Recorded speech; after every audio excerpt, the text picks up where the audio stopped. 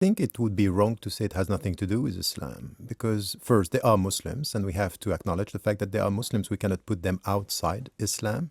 The second is that they are quoting verses of the Quran and referring to the Islamic religion. So, as Muslims, we cannot say it has nothing to do with Islam. And we know that if you don't understand some verses of the Quran and you use them and you quote them, this could be very, very wrong. So, we have a moral duty as Muslims to say and to acknowledge the fact that there are distorted interpretations of Islam, and this is against the principles of Islam, and to take responsibility. This is a moral duty. At the same time, the problem that we have with many media and many politicians is that we keep on repeating this, that there is a consensus among Muslims that this has nothing to do with the principles of Islam, even though people are instrumentalizing religion to kill people. Okay, so we have to be heard as well. You mentioned the distortion of Islamic teaching and particularly verses in the Quran. Could I ask you to address one of those that people often put forward as a source of violence in Islam? Kill the unbelievers wherever you find them.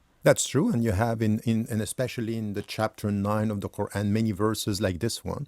And this has to be put in a very specific context of war at the time of the Prophet's life. So you can't just take the verse. So this is why when the people are saying, we have to democratize the reading of the Quran, say, no, be careful. To democratize means that people can just read verses and distort the very meaning. So that verse was only in the context of a war of self-defense? And exactly. It's not only war. It's when you have to react to people who are trying to destroy the community based in Medina. So it's very historical, very contextual, and cannot be used against the whole and the global message of Islam, which is spread peace wherever you are. You have to be agents of peace. And to be agents of peace means resist the oppressors and at the same time work for justice, work for dignity, and work for equality between human beings.